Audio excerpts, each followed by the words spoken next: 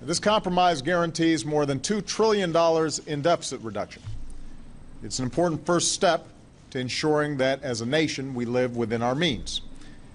Yet it also allows us to keep making key investments in things like education and research that lead to new jobs, and assures that we're not cutting too abruptly while the economy is still fragile. This is, however, just the first step. This compromise requires that both parties work together on a larger plan to cut the deficit, which is important for the long-term health of our economy. And since you can't close the deficit with just spending cuts, we'll need a balanced approach where everything's on the table. Yes, that means making some adjustments to protect health care programs like Medicare so they're there for future generations.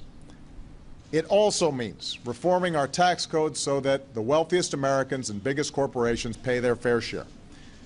And it means getting rid of taxpayer subsidies to oil and gas companies and tax loopholes that help billionaires pay a lower tax rate than teachers and nurses.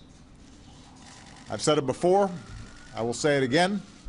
We can't balance the budget on the backs of the very people who have borne the biggest brunt of this recession. Everyone's going to have to chip in. That's only fair.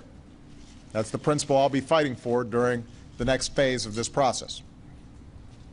And in the coming months, I'll continue also to fight for what the American people care most about: new jobs, higher wages, and faster economic growth.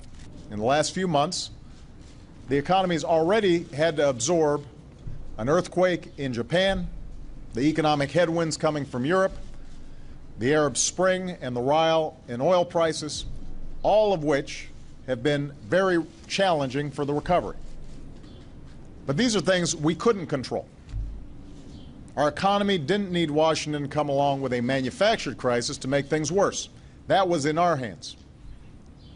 It's pretty likely that the uncertainty surrounding the raising of the debt ceiling for both businesses and consumers has been unsettling and just one more impediment to the full recovery that we need. And it was something that we could have avoided entirely. And while we're on the topic of infrastructure, there's another stalemate in Congress right now involving our aviation industry, which has stalled airport construction projects all around the country and put the jobs of tens of thousands of construction workers and others at risk because of politics. It's another Washington-inflicted wound on America, and Congress needs to break that impasse now, hopefully before the Senate adjourns, so these folks can get back to work.